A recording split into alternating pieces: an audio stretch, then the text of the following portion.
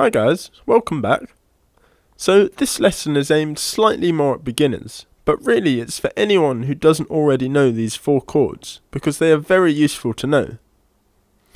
So this chord progression is probably the most common one that exists, and it can be found in a huge amount of songs, a countless amount, definitely in the hundreds.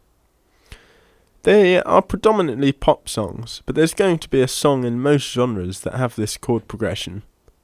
I'll put a link in the description to a video which demonstrates some guys showing off loads of different songs that uses this progression. So to make things nice and simple, we'll go through this in the key of C major. So the chord progression consists of these 4 chords: C major,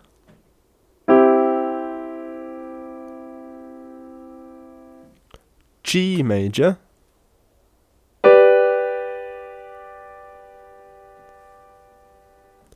A minor,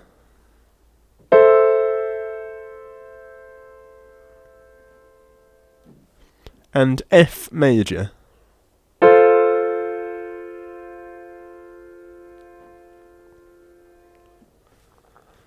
You may want to play through those a few times until you're comfortable with them, and then we're going to start to make them sound a bit more interesting. So the first thing we should learn about these chords is that we can play them in different positions, and this is what is known as inversions. And this basically means that we can play the notes of each chord in any combination we like. So for example, the C major chord could be played like this, but we could also play it like this,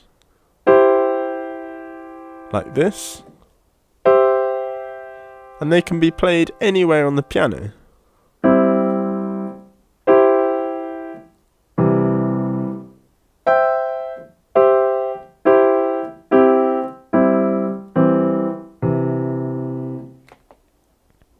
So what you want to practice now is going through each of those 4 chords and playing each one in as many different inversions as possible. In your left hand, you can play just the root note. So for C major, you would play C, and for G major, it would be G, and so on. And another thing you can occasionally do in your left hand is to actually play any note that is in the chord you are playing in your right hand at that time. So using different notes can really change the overall sound, so experiment with that as well. So once you've practiced all of that, we can start to put the chord progression together. And when we do this, we want to pick inversions that are fairly close together and that don't have much of a jump between them. So for example, we could do something like this.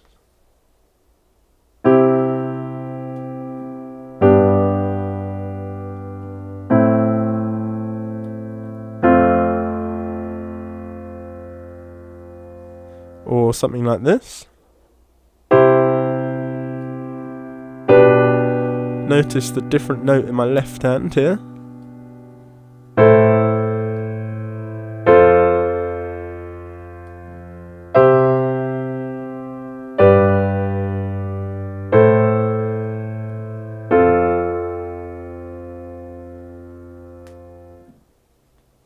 So once you've got those chords under your fingers, the next thing we need to do is add some timing and rhythm. And we will keep this nice and simple. To start with, you want to just play single chords and count 4 beats for each one, something like this. 1, 2, 3, 4. 1, 2, 3, 4. 1, 2, 3, 4. 1, 2, 3, 4. So just play around with that a few times until you've got the hang of it. And then what you can start to do is play around with the chords using different patterns. And there are literally an infinite number of patterns you could use, but here are some common ones. This is what is called split chords.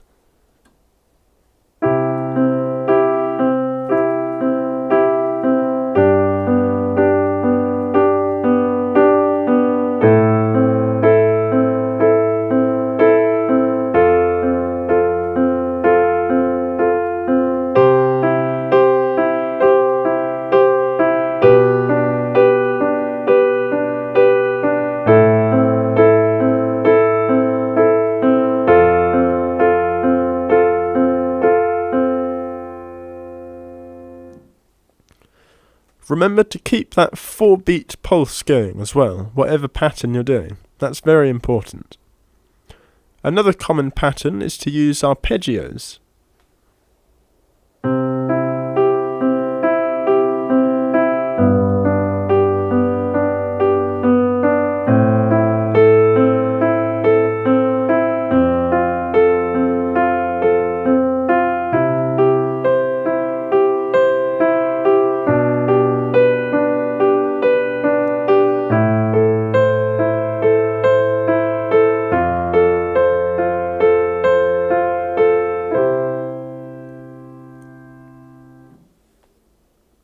So just sit down for a while and experiment with different patterns and see what you can come up with. Here is a more advanced one.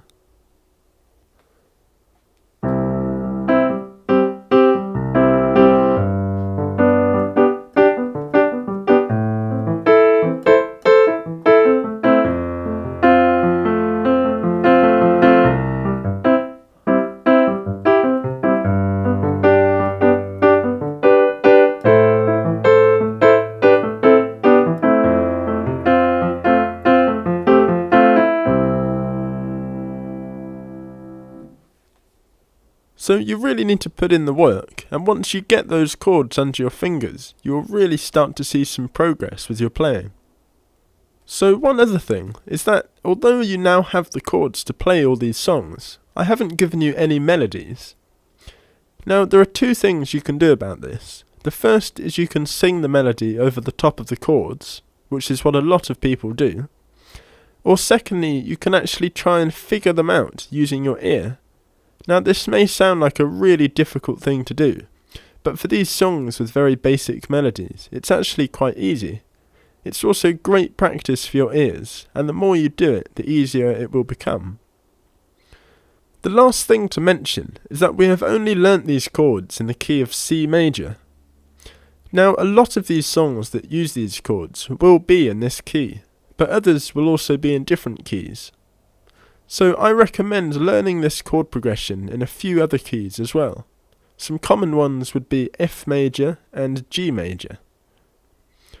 So I hope you found this lesson useful. If you did, give it a thumbs up and subscribe if you haven't already.